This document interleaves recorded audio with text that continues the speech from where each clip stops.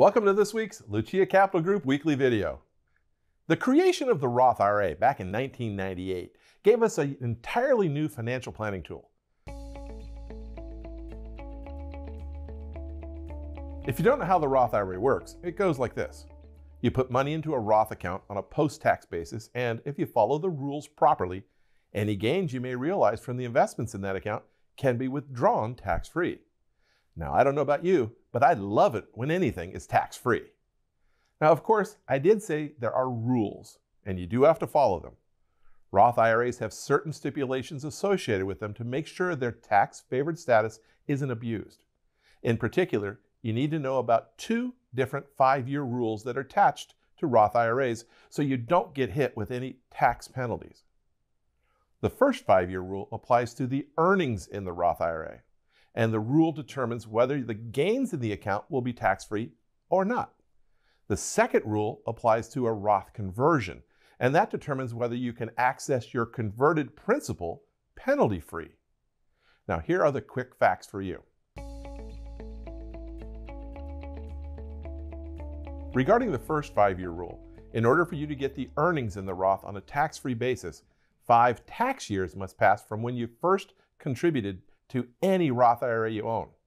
Once you made your first contribution to a Roth, that 5-year clock starts ticking, which means that any subsequent Roth contribution you will make will be based on that initial 5-year clock. There's not a new 5-year clock for each Roth contribution, nor is there one for each Roth account you hold. All of them are aggregated to determine whether the rule is ultimately met. And the good news is, once the 5-year rule has been satisfied, it's been satisfied for good. Keep in mind, though, that meeting this 5-year rule is only one step for getting the earnings tax-free. Even if you meet this 5-year rule, you'll only be able to get the distribution out tax-free if you satisfied the entire test.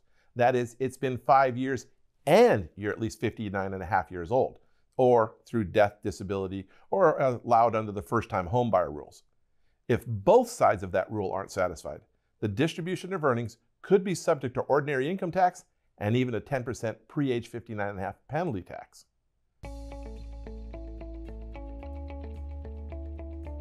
The second 5-year rule is associated with Roth conversions from pre-tax retirement accounts, and it dictates whether your withdrawals of the converted principal are penalty-free or not. And unlike the first rule for contributions that I talked about a moment ago, each year's converted amount has its own 5-year clock. So you'll have multiple clocks running if you've made multiple conversions over multiple years.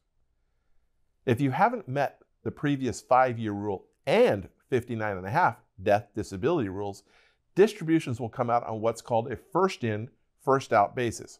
Contributed principal first, then converted principal with the oldest conversion first, then earnings last. But the really nice thing is that once you reach age 59.5, this 5-year rule goes away because being age 59.5 is itself an exception to the penalty. Yes, this can all be really confusing.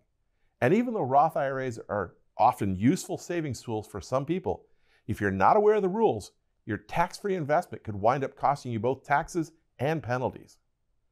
When it comes to tax strategies, tax management, making the wrong move could hurt in a really big way. If you're wondering whether a Roth is right for you, or if you need guidance to help determine if a Roth conversion may be suitable for your situation, just give us a call. We do this every single day at Lucia Capital Group, and we're always here to help.